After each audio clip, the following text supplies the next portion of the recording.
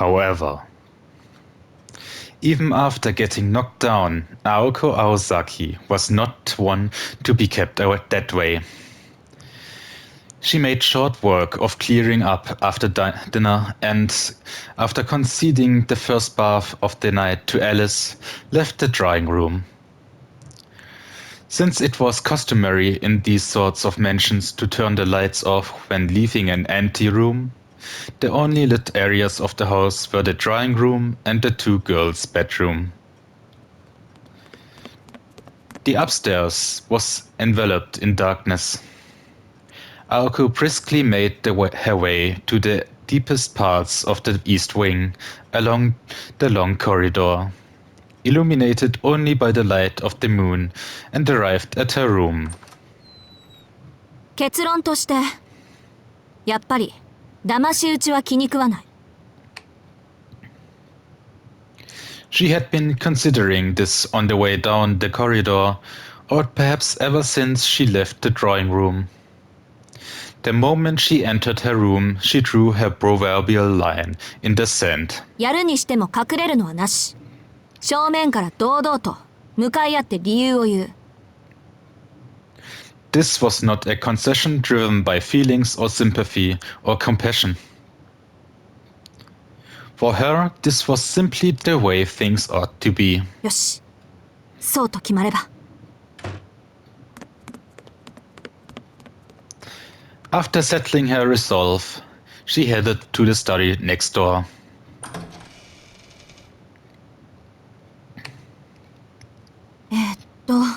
木曜棚の当時欄、緑の背表紙とは。Without hesitation, she removed one book from the countless volumes on the shelf. The introductory textbooks transported here from the Aosaki residence were separated into 6 shelves, labeled Monday to Saturday. Aoko had organized the books by topic, genre, and purpose, and had more or less memorized exactly what was in her personal library. Referencing any of this material took her no time at all, as was befitting the role of the keeper of the study. Though this keeper's fiefdom was nothing more than a small room. Both Aoko and Alice had given up all hope on the cluttered mess of a library in the annex. Nevertheless, on occasion, Aoko would have no option other than to give Alice a heads up and visit when the study did not meet her needs. できればそれは避けたいところだけど、と。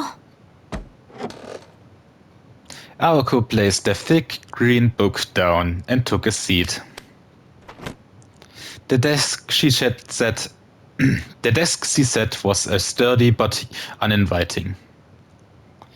It wasn't the sort of furniture girls her age grew attached to, but she liked its minimalist elegance nonetheless. She flipped lightly through the book's old worn pages. アリスみたいな結界は私にはまだ無理だ。人払いはその場所自体に頼らないといけないか。The mountains? The woods? The school building empty at night? She was looking for a place that would be, except for the worst of luck, void of people, allowing her to forgo the use of magecraft. 茨の壁だの魔力の霧だの、そういう回りくどいのもなんだしな。退路を断つっていうなら、もっとこう見た目にも状況的にも派手な方が効果的だし。Muttering about how there had to be some basic spell that fit her needs, she continued to flip through the pages. It goes without saying that she was looking for a way to deal with the witness from the previous night. Magecraft's uses were many, but not all encompassing. Fundamentally, magecraft was good for making things or phenomena that existed already, while more or less bypassing the time and resources conventional means would require. It was, however, unable to manifest phenomena that were impossible in this world. It was essentially an equivalent exchange that used a variety of shortcuts. A phenomenon made possible by human hands, actualized by an individual's power. That was generally what Magecraft was. To give a simple example, if Aoko were so inclined, she could make an entire lake appear at the mansion. However, it had to be something that existed within this world. Nothing, not even the smallest matter, could escape this unbreakable law. Even if Aoko were to release a level of heat on par with an F-15 fighter jet's afterburner, that event would only be possible if the circuit named a temporary input variable in a magical formula. The derived equivalence was simply a value that already occurred in reality. If the variable in the equation did not exist elsewhere in reality, the spell would not be valid. The imaginary element known as magical energy was like a lie that could only slip its fantasy through the network of order at the moment of ignition. Giving form to the non-existent illusions invading reality was something the universe did not allow. とは言っても、エーテルは基本何にでもできるんで、大元が嘘なんだっけ。魔力だけで構成されたものは幻想扱いされて急速に消えていくとか。典型的な結界、茨の壁とかはもともと茨を生やしておいて魔力で一気に成長強化してるものだし、魔力っていうのは結局使い勝手のいいガソリン兼事象に火をつける火花ってわけで、なんて言いつつ架空要素云々より基本的な回路の接続と魔力を加工して弾くことぐらいしかできないのよね、私。Laughing to herself, she looked for a bonded field or something similar more suited to her current ability. The identity of the witness was still unknown, but if they were a classmate of Aoko's, she had any number of pretexts by which to lure them out. The problem was after that. そうなると問題は命中率よね。一撃で決めないと逃げられちゃうだろうし。To be honest, she wasn't confident she could handle this smoothly without Alice's support. But Aoko saw no reason to ask for help given that the target in question was a regular bystander. Fledgling as she was, she still had her pride as a mage. She continued to turn through the pages rhythmically. In the midst of the fluttering sound of thumbing through the volume, Aoko suddenly stopped her fingers at a certain page. 見つけた。She smiled to herself. It was a simple formula that she had tucked away somewhere in the recesses of her memory. A spell of simple destruction. 檻をね、作ればいいのよ。狩りをする時の常套手段じゃない。獲物を逃げられないようにするのは。She placed a bookmark in the book, closed it, and got up to return to her room. Suddenly, she felt someone watching her. Through the window, she saw her in the night, a girl staring back with a cold-hearted expression. The girl's face was hers, the expression undoubtedly her own. She began planning how to raise the witness. Though to say it was something as elaborate as a plan was overkill. This was just a job. She was going to make a cage and then lure her prey into it.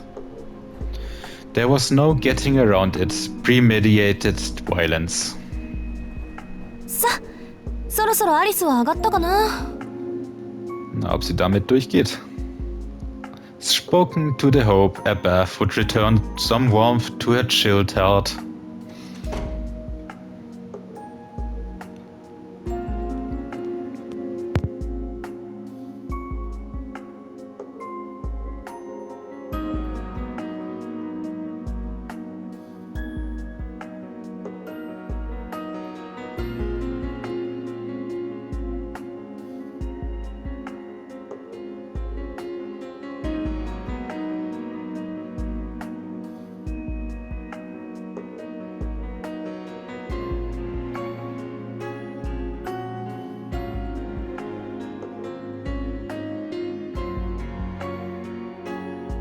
よし、浴場はカラッと。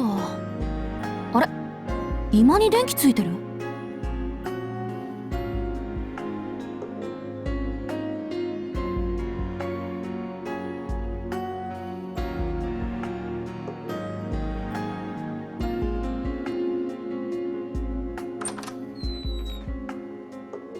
アリス、いるの？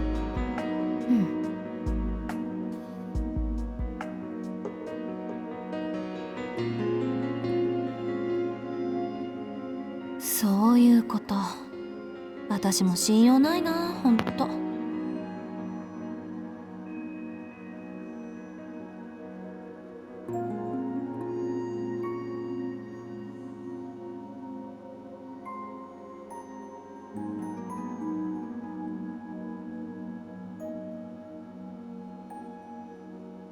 方針なら決まったけど、聞く？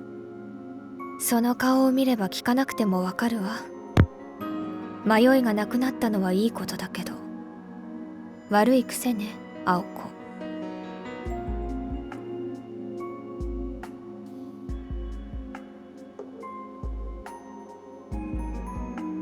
ええ、騙し討ちは趣味じゃないから。殺すにしても正々堂々、正面から理由を言った後にする。それならすっぱり後腐れもないし。文句ある？文句はないわ。そういうの好きか嫌いかはこの際関係ないでしょうし。けど確実性はどうかってことでしょ。私いまいち命中率悪いし、その辺の問題は場所選びでフォローしようかなと。私はアリスのようにはいかないから、物理的に逃げられない場所にしようと思うんだけど、何かアイデアない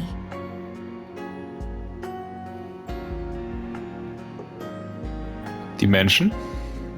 Alice nodded in thought. The finger that gently rested on her lips indicated that the question was to her liking. 鏡はどう？鏡の国なら永遠に閉じ込めていられるけど。あんた、そういうところ常識ないわよね。She frowned at Alice's bad taste. It was the kind of idea her roommate found to be inspired, but Aoko knew that was out of the question. Aoko was looking for a natural bounded field she could prepare, not a realm bordering on true magic that she couldn't create to begin with. なら他を当たるのね。でもここを使うのだけはやめてちょうだい。言われなくても分かってるって。けどそうね、ミラーハウスはいいアイデアかも。Aoko smirked and shifted her balance away from the wall she was resting on. サンキュー、アリス。全体の流れは出来上がったわ。ほんと、こういうのってダメ元でも相談してみるものよね。Now in a good mood, Aoko retreated from the drawing room. Alice tried and failed to visualize what kind of blueprint Aoko had drawn up in her mind. But whatever it was, it appeared to be the thorough kind Aoko was good at. Aoko headed for the bathroom, humming to herself as she went. A year and a half of sharing a living space had taught Alice something. When Aoko Aosaki was in this good of a mood, only deep trouble could follow. 青子子一人に任せていいのかですって。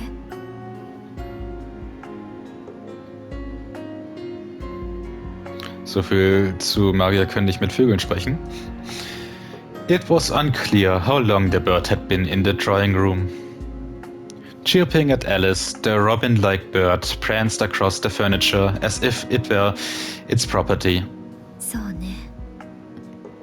彼女が一人でやると言ったのだから、任せるのが正しい信頼関係なんでしょうけど。The girl in black raised her arm.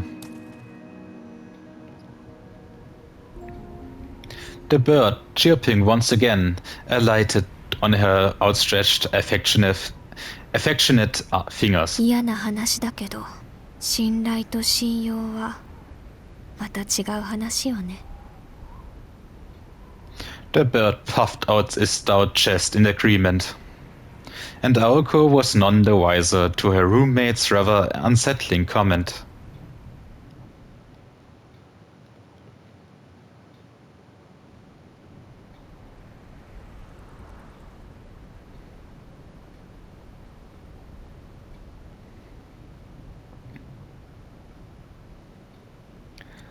Die Treppen sehen auch aus wie so ein Vogelkäfig. Wieso das nicht benutzen? The following day was a typical overcast one.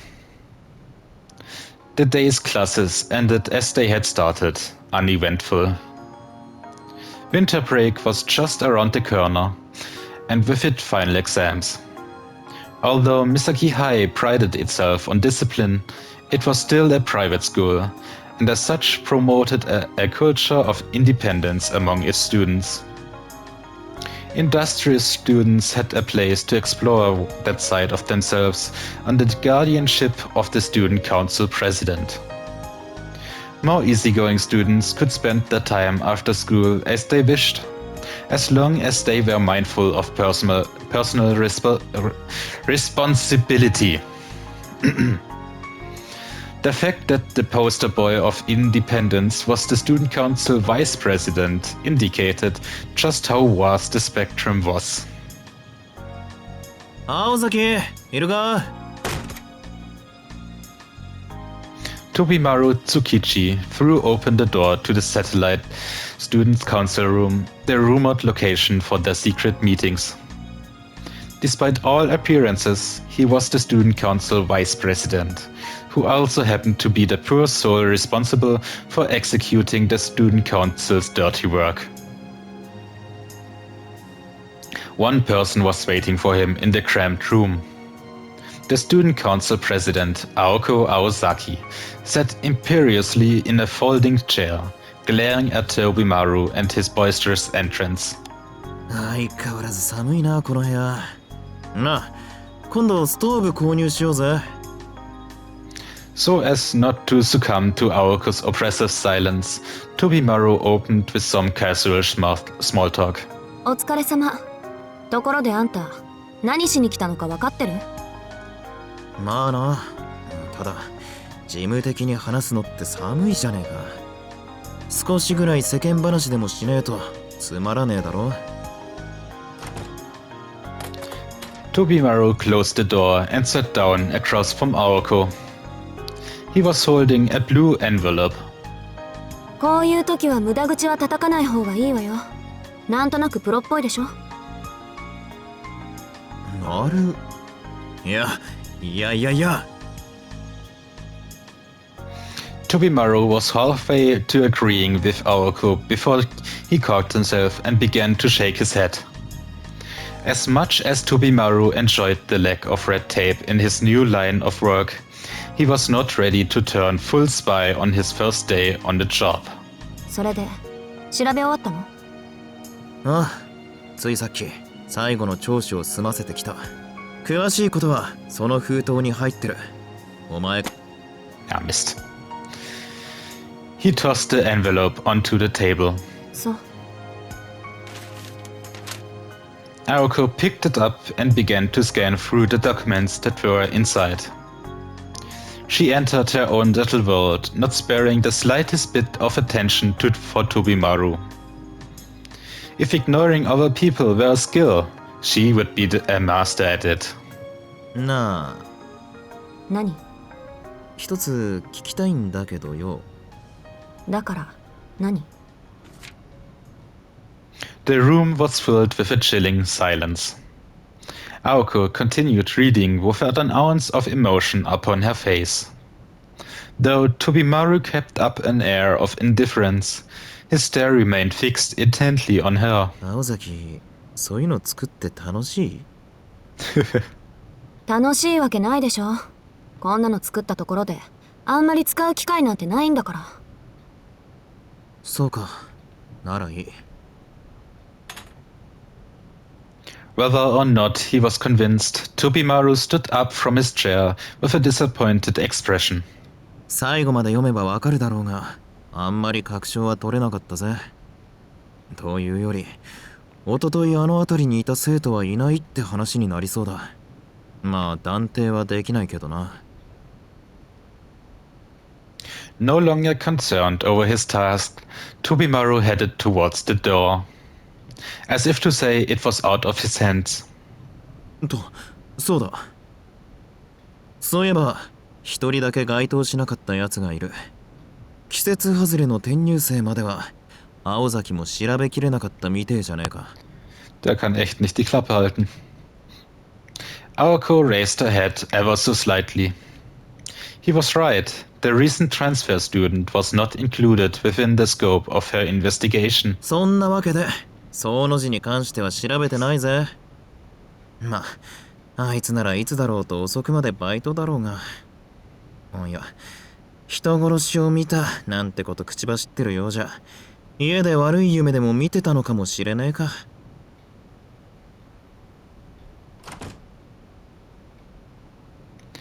Tobimaru cheerfully left the student council room.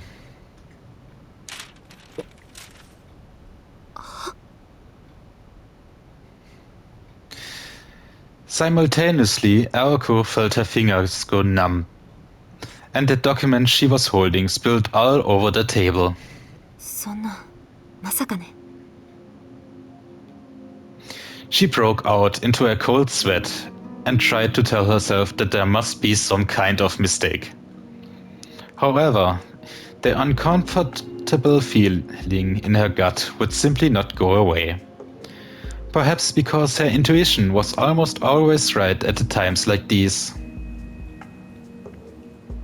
バカらしい。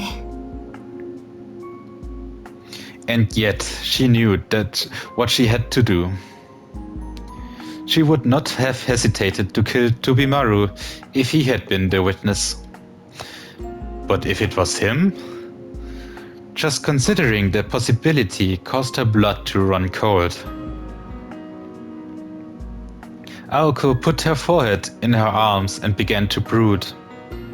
And then suddenly... Let us talk choice. You will always be faced with choices. A virtuous fool and a wicked sage. You cannot save both. You must pick one. That is the freedom granted to you.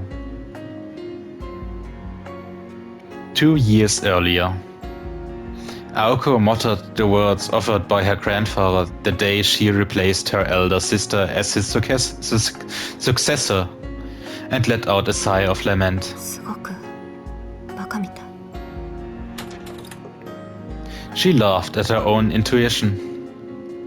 But it was no joke. If only those words had never been said.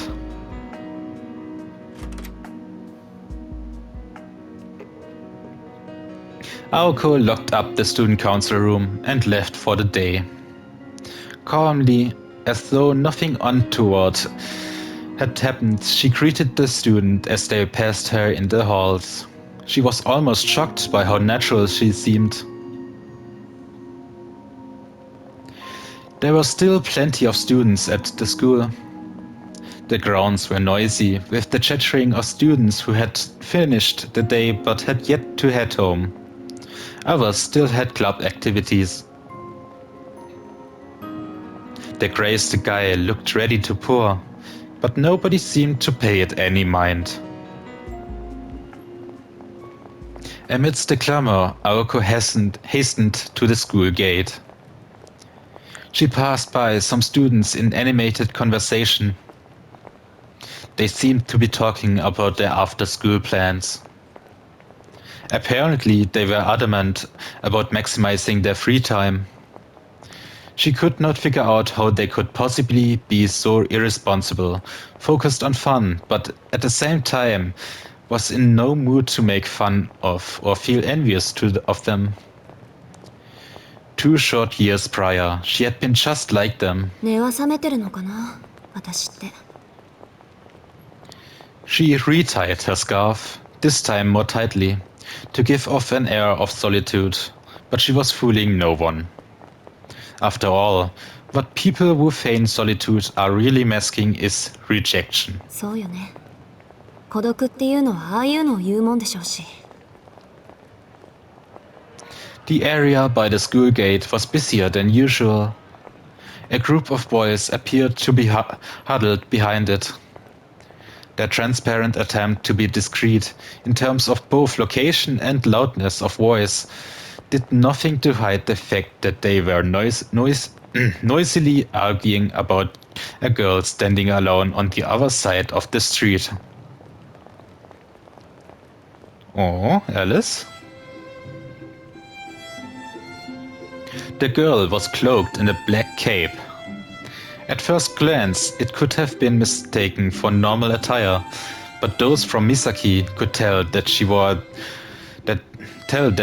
the uniform of a prestigious girls' school. Such school had no connection to Misaki High in any way, shape, or form. The two schools were miles apart, both physically and spiritually. A member of that school student's body was a rare sighting, as the majority were forced to live in the school dorm. Rayan's Girls' Academy had a reputation as a school for princesses, and it was rare indeed for one of them to be slumming with the common folk. That alone would have been enough to cause the ruckus among the boys, but this girl looked the epitome of class. One could not help but describe the standing figure as charming. The way she silently, motionlessly waited was reminiscent of a meticulously composed portrait. Aoko took one look at her before instantly recalling that one word: solitude. まったくうちの男子どもは家に帰りもせず陰でこそこそやってるのはそういうこと。Disgusted, Aoko barged through the gate. At this point, she would normally head home, but today she crossed the street towards the waiting girl. あれなるは生徒会長様？くそ、追っ払う気なのかよ。痛いんならいつまでだっていさせてあげればいいじゃんか。Was zur Hölle? てか怒られるのあの天使。よその生徒でも校門前にいるぐらいなら別に問題はないと思うけど、青子女子は容赦ねえからな。下手すると平手だぜ、平手。The boys ran their mouths behind her back. Not in the mood to shut them up, Aoko walked right up to the girl and offered an informal wave. どうしたのアリス？こんなところに来たって何も面白いことはないって言ったのに。ありえねえ！Aoko heard the boys by the gate lose their collective minds and did her best to ignore them. あのことを確かめに。青子、あの人たち邪魔なんだけど。分かってる。今追っ払うから。In contrast to Alice's small voice, Aoko spoke loud and clear. Naturally, this was on purpose so as to deal with the riffraffs by the gate all at once. 会長こっち来んぞ。おい押すなよ。後ろのやつどけって。俺校舎に逃げるから。いやでもあの子会長と知り合いなんでしょ。うまく会長に紹介してもらうとか。 Was ist das? さすが一年坊主、まだ戦場の現実ってもんを理解していねえ。よし、死の間際までいい夢見ろよ。 Perhaps because too many of them had gathered in one place, the mob entered a frenzied panic as they tried to escape. Aoko addressed them all. さーて、部活動があるわけでもなし、ただ家に帰るだけの帰宅部の皆さん、こんなところで何を集まってるのか教えてくれる？ The student council president stared daggers at the boy. 何しろ試験前だもの。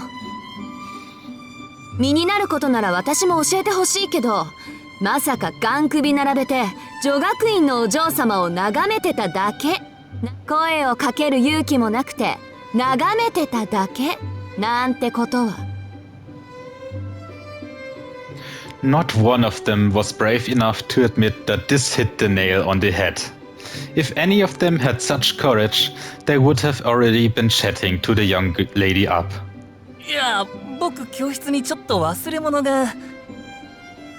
こんなオチならダメ元で玉砕しとくんだった。天文部に行って双眼鏡借りるのどうだ？屋上からお顔を賜るとか。天文部にそんなのねえよ。あるとしたら野鳥同好会じゃね？それ先月会長が潰したじゃん。鳥めでてる暇があるなら彼女作れって。ああ、彼女作れですか。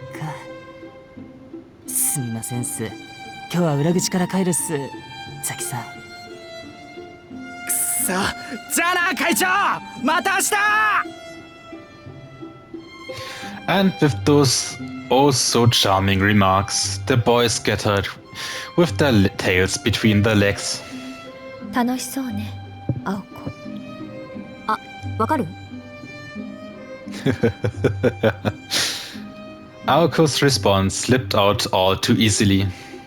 In truth, there were not that many bad apples at Misaki High, and dealing with them wasn't really that bad.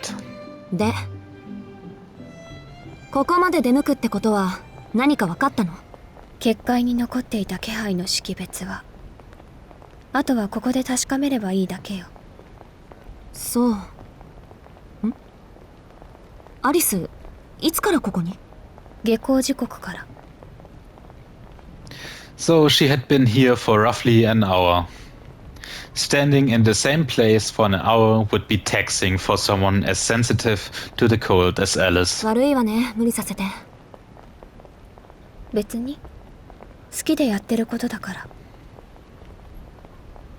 As she spoke, her black eyes were fixed upon the gate and the students passing through it. She had likely been observing the gate in this manner for the past hour. 私を待ってたわけじゃないんでしょ？今からでも付き合うわ。Alice nodded in assent. If Alice was still here, it meant she had not found the witness yet. If she had found this student, Alice would have already gone home ahead of Aoko and begun to research the student's background. 私の方はダメだった。She reported the results of Tobimaru's investigation. Alice remained silent. With that, the conversation ended, leaving the two silently endure the freezing wind. The silent stakeout dragged on endlessly. Students continued to pass the gate, each shocked at the sight of the unusual combo, and head home. After 20 minutes, Aoko let a sigh escape her mouth, perhaps from boredom, perhaps from the cold, or perhaps from both. ねえ、アリス。帰り黎明に寄ってかない？ Aoko quickly turned to Alice to catch her reaction. Dawn was the name of one of Aoko's favorite coffee shops. Offering no clear indication as to whether she was critical of Aoko's blasé attitude or agreeing to her whims, Alice's gaze shifted ever so slightly. Aoko followed her stare. あれ青崎も待ち合わせか Da ist er. The sudden voice took her off guard. There was only one person who spoke with this gentle, good-natured tone. そうやっぱそうなるわけか Turning her back to Alice, Aoko moved her focus to the newly appeared student. それで今日は何の用 All politeness flew out the window. Already in a bad mood, Aoko's mood plummeted the longer she looked at Sojiro. The subtlety of her expression, however, was lost on him. いやこれから駅前で水泳部の部長と待ち合わせなんだけどそのことでお礼を言っておきたくて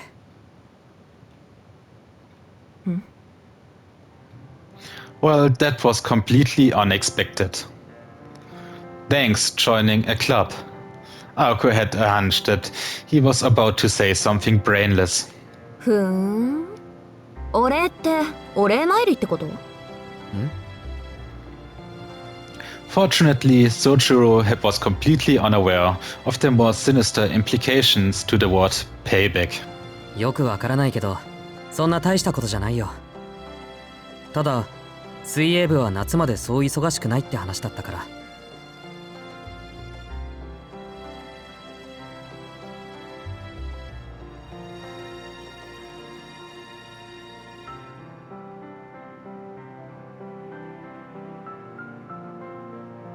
当然でしょ幽霊部員になりそうな生徒なんて紹介できないから忙しいあなたでも務まりそうな場所があったから口に出しただけよなるほど無駄がないね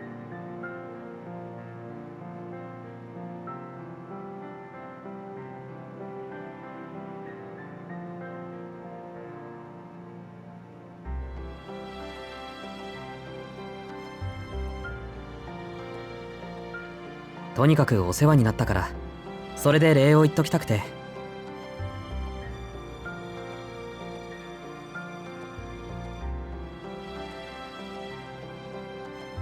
よしてよ今あなたにそんなことされても迷惑だからそれで水泳部はどうやっていけそう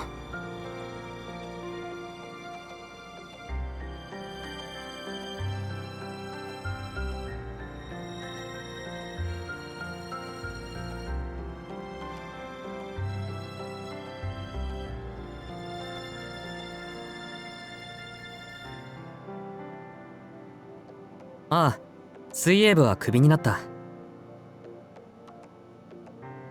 なんでよ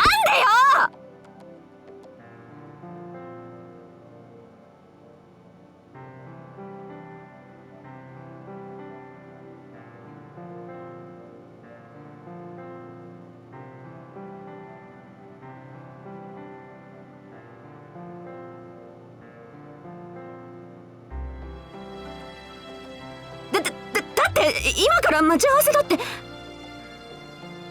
それはこれからヤシロギの温水プールに連れて行ってくれるからだよ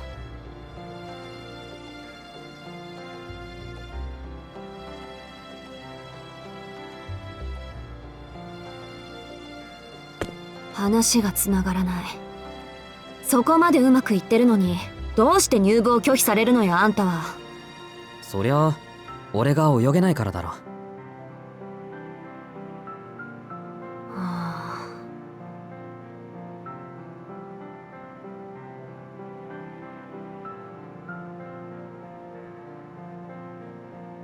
しずきくん昨日の私の質問は覚えてる走るのか泳ぐのかどっちがいいかってやつ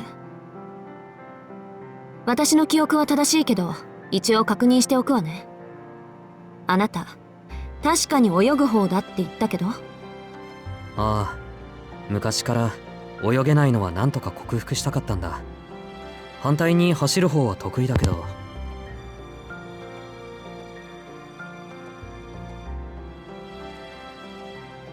俺が1年なら1から鍛えてくれたらしいんだけどあと3ヶ月で3年になる身分なのに金槌の部員は雇えないそうだ。けど部長が親身になってくれて、これから泳ぎを教えてくれることになったんだよ。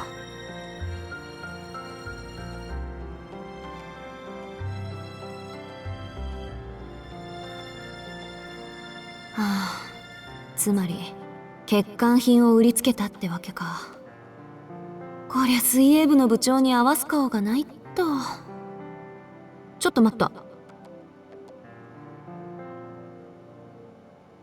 しずきくん、水泳部の部長って。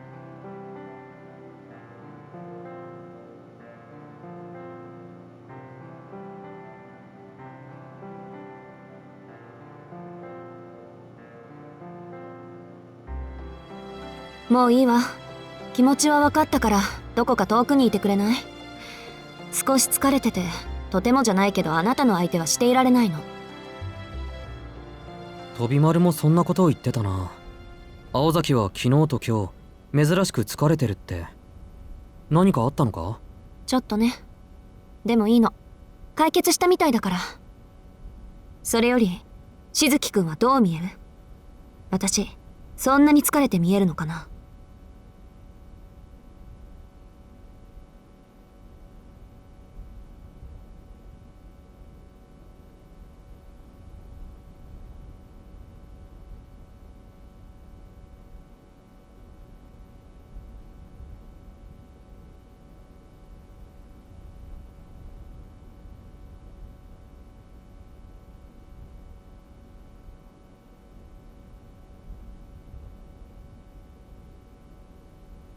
そうだな。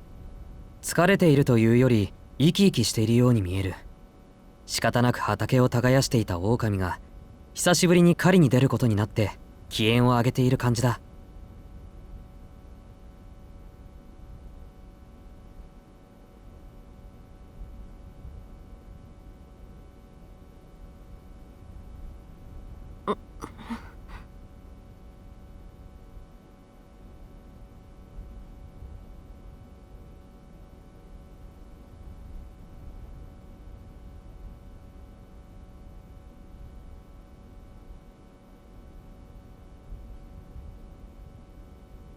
とにかくありがとう。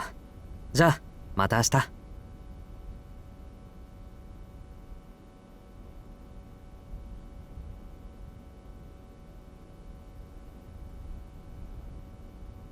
待って。こんな話があるの。聞いてから言って。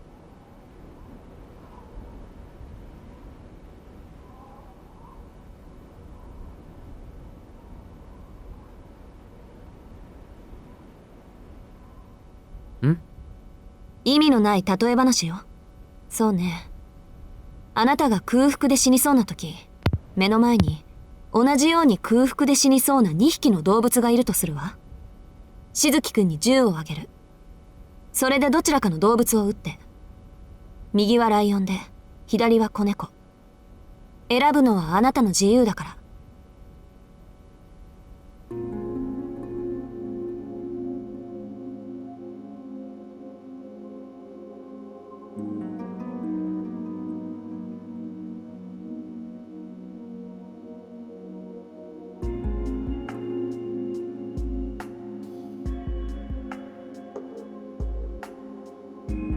いや、撃たないと思うよ。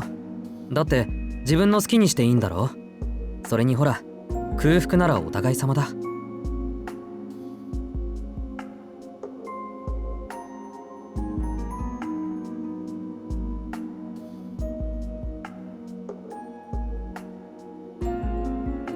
長生きするわ、あなた。すごいセリフだな。そんなことを言われたのは多分君が初めてだ。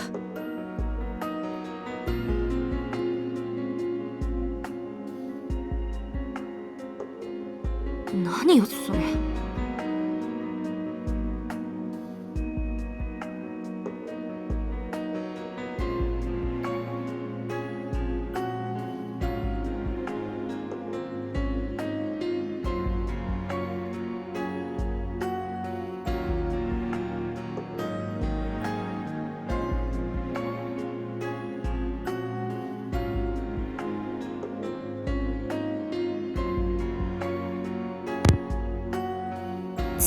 くこっちのペースを乱してくれるわね。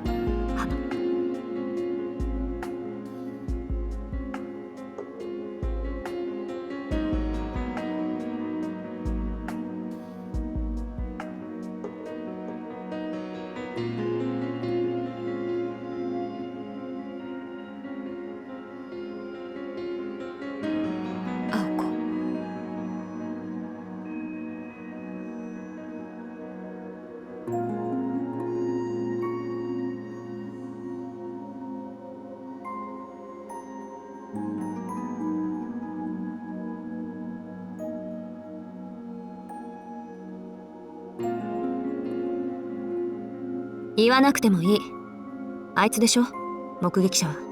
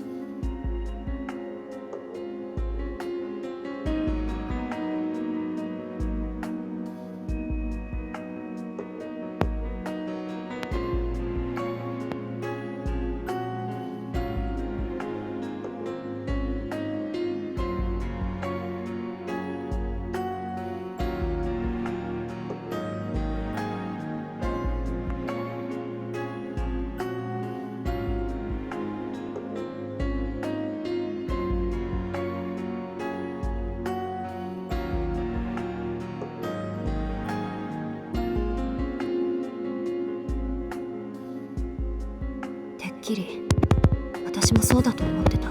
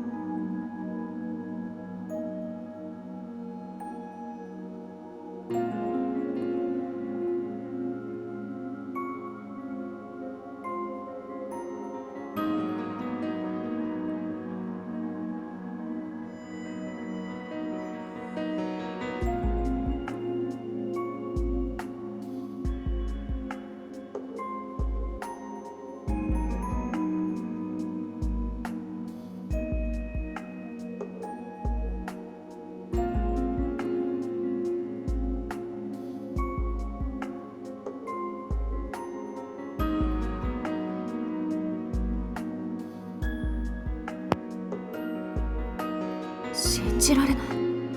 私嫌がってる。これは違う。こんなの私じゃない。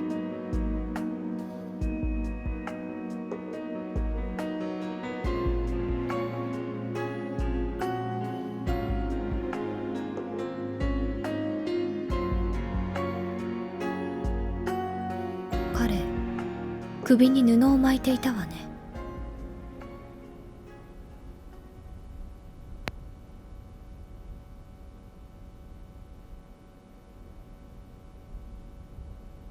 首？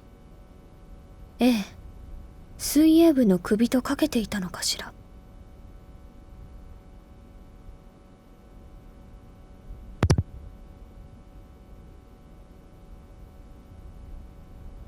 そういえばあいつ初めて会った時も首に布巻いてたっけ。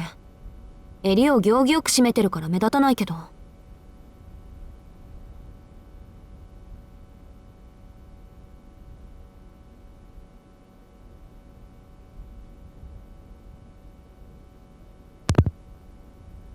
サンキュー。落ち着いたわ、アリス。それと気合も入った。善は急げ。あいつが言いふらす前に決着をつけよう。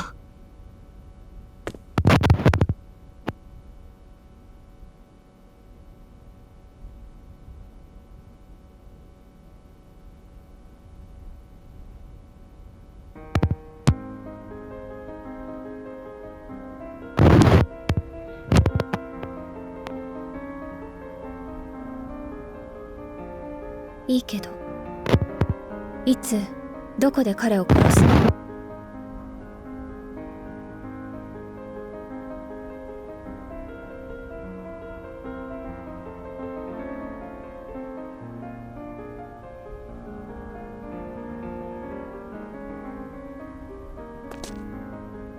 今日の夜、場所はとっておきの夢の国よ。